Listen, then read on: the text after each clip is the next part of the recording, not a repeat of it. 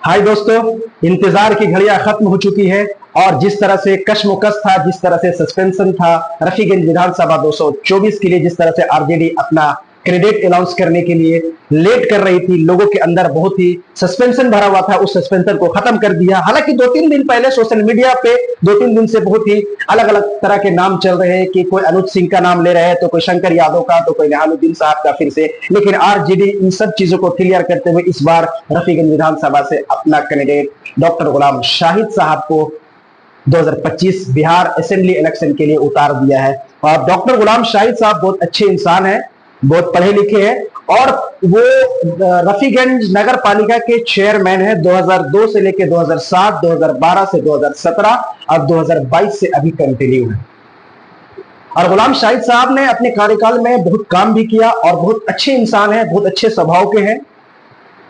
और सबसे बड़ी बात यह है कि जो हमेशा से लोगों के अंदर या ऑपोजिशन के अंदर ये चीज रहता था और उनका जुमलाबाजी रहता था कि आरजेडी हमेशा बाहर के कैंडिडेट लाता है, लोकल कैंडिडेट को नहीं उतारती है मैदान में। लेकिन इस बार उस जुमलाबाजी को खत्म करते हुए, ऑपोजिशन के मुंह पे ताला लगाते हुए अपने लोकल उम्मीदवार रफीगंज के ही रहने वाले गुलाम शाहिद साहब को मैदान में उतार दिया। तो हम और आप मिलकर के जिस तरह से हमेशा निहालुद्दीन साहब हो या गठबंधन में अशोक सिंह हो या जैसे ही हमेशा एमओआई समीकरण के साथ हमेशा से ये सीट आरजेडी के झोली में डालते हुए आ रहे हैं, इस बार फिर गुलाम शाहिद साहब को कामयाब करके अपने कामों के मुहाफिज बना करके उनके सर पे अपनी कामों की जिम्मेदारियां दे करके उन्हें जिता करके पटना असेंबली में बैठाने का काम कीजिए और अपने मुहाफिज, अपने कामों के मुहाफिज बना करके उन्हें पटना भेजिए। और ये जो सीट है, खास करके औरंगाबाद विधानसभा की 6 की 6 सीट 2020 से 2025 तक महागठबंधन के अंदर थी। हालांकि सांसद भी महागठबंधन यानी कि आरजेडी का ही है, अभय कुशवाहा जी।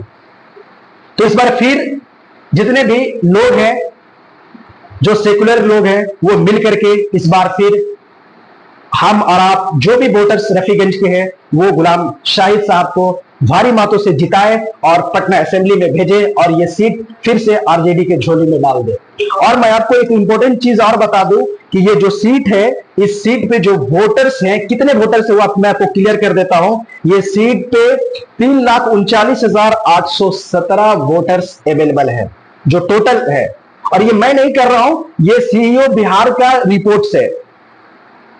और जो महिला मतदाता है, महिला कुल मतदाता जो है वो 1,61,488 है और पुरुष 1,78,329 है।